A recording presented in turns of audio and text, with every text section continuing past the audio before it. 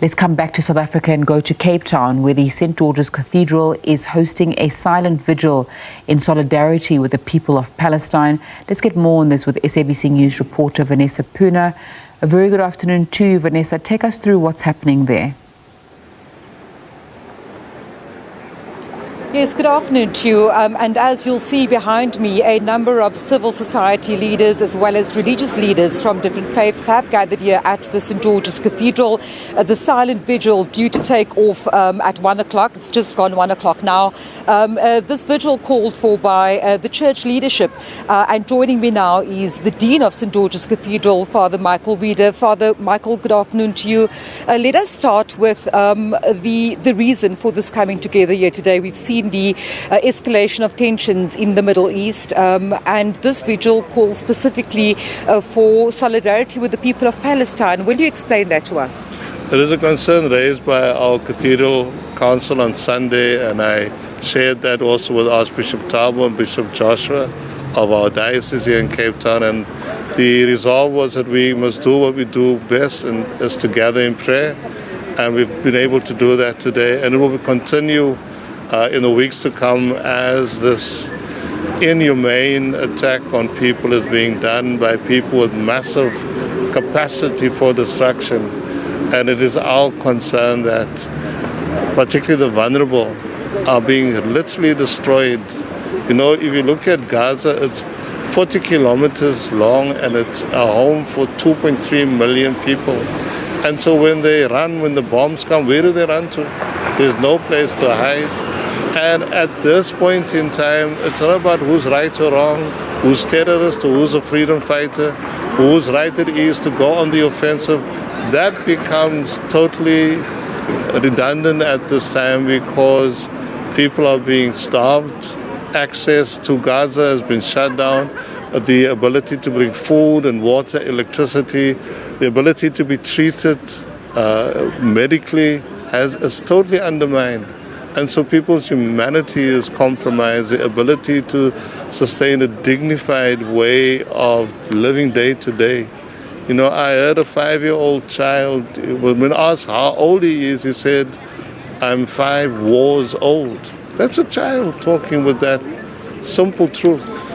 So at this moment in time, we are standing, I'm always a Christian, I'm always an African, but I think we're standing particularly in the light of our Ash Wednesday last year. This cathedral steps were aligned with those coming, myself, Archbishop Thabo, Archbishop Joshua, in support of the people of the Ukraine.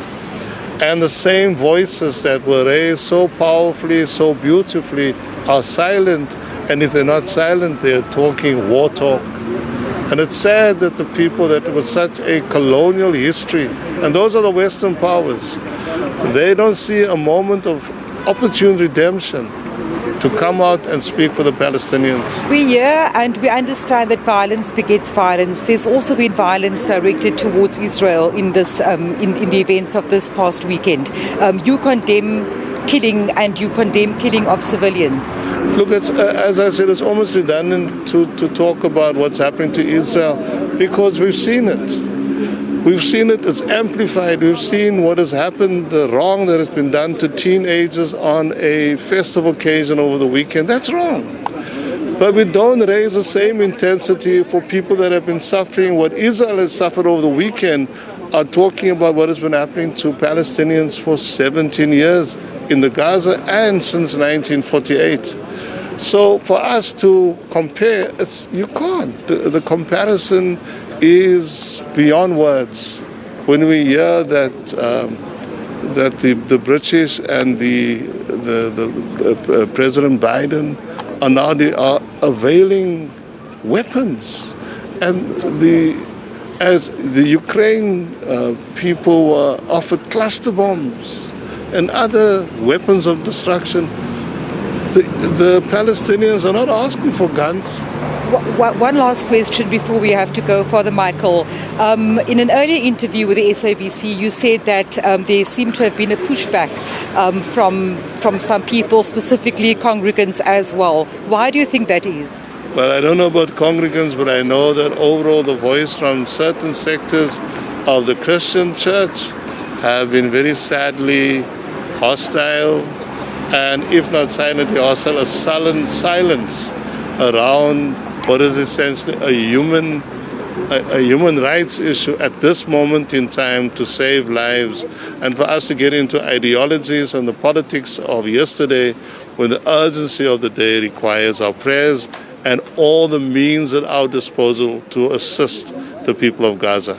Father Michael Reeder, thank you so much for speaking to me. Of course, the Dean of St. George's Cathedral, and I'll just step out of shot for a second. You will see that on the steps of the cathedral here, a number of people in support coming from various sectors of society, some hosting placards, others with flowers, and of course I see the South African and Palestinian flag as well, as these gather here for the silent vigil called for by the leadership of the St. George's Cathedral in support of the people of Palestine.